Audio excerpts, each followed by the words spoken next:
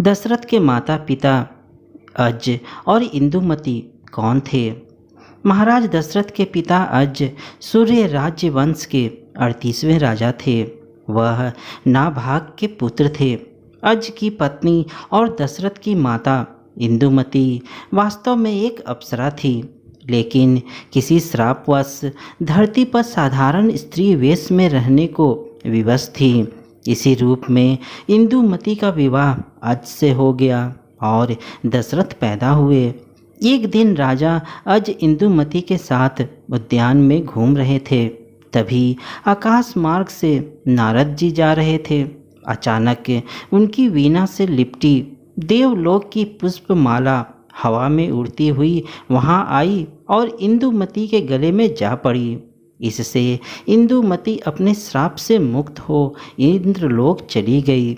आज पत्नी के वियोग में रोने लगे।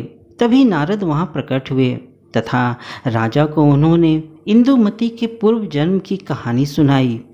त्रिनविंदु ऋषि की तपस्या भंग करने के लिए इंद्र ने हरिणी नामक अप्सरा को भेजा था। इस पर ऋषि ने हरिणी को मानवीय जन्म का श्राप दे दिया। हरिणी के अनुरोध करने पर ऋषि ने श्राप से छूटने का उपाय भी बता दिया और स्वर्ग की पुष्पमाला उसके कंठ में पड़ते ही इंदुमती को याद आ गया कि वह एक अप्सरा है, इसलिए वह देवलोक वापस चली गई। अज इंदुमती से बहुत प्रेम करते थे। उन्होंने बहुत प्रयास किया कि किसी प्रकार इंदुमती तक पहुंच सके।